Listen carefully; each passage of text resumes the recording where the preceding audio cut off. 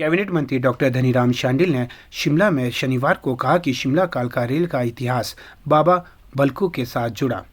स्वास्थ्य परिवार कल्याण मंत्री डॉक्टर धनीराम शांडिल ने रेलवे स्टेशन शिमला से हिमालय साहित्य संस्कृति व पर्यावरण मंच द्वारा आयोजित बाबा बलकू स्मृति कालका शिमला रेल राष्ट्रीय साहित्य यात्रा व संवाद 2023 का शुभारंभ किया।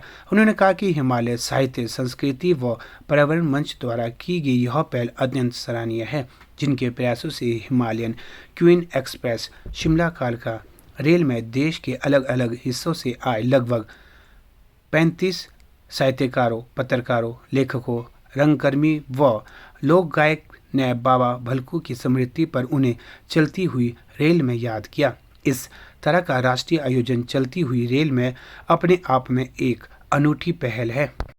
डॉक्टर धनीराम शांडिल ने कहा कि शिमला कालका रेल का इतिहास बाबा भलकू के साथ जुड़ा है, जिनके प्रयासों व सहयोग से ही इस रेल लाइन का कार्य पूर्ण हुआ है।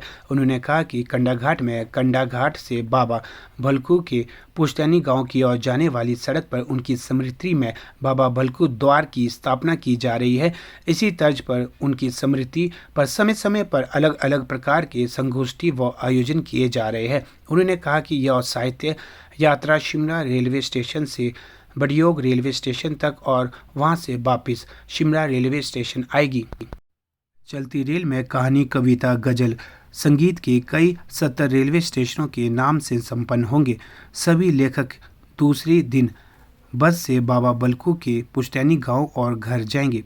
स्वास्थ्य व परिवार कल्याण मंत्री ने कहा कि भारतीय रेलवे हम सब भारतवासियों की संस्कृति, सभ्यता, भाईचारा, अखंडता लाने में महत्वपूर्ण भूमिका अदा करता है। उन्होंने रेलवे को भारतीय सेना के साथ जोड़ने की बात भी कही। उन्होंने कहा कि जैसे भारतीय सेना को अनुशासन व समय के लिए जाना जाता है, उसी तर्ज पर भारतीय रेलवे भी अपने कर्तव्य निर्वाह कर रहा है।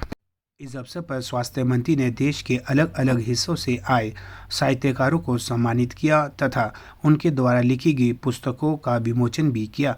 स्वास्थ्य मंत्री ने साहित्यकारों के साथ उनकी साहित्य यात्रा में शिमला रेलवे स्टेशन से समर हिल स्टेशन तक का सफर तय किया।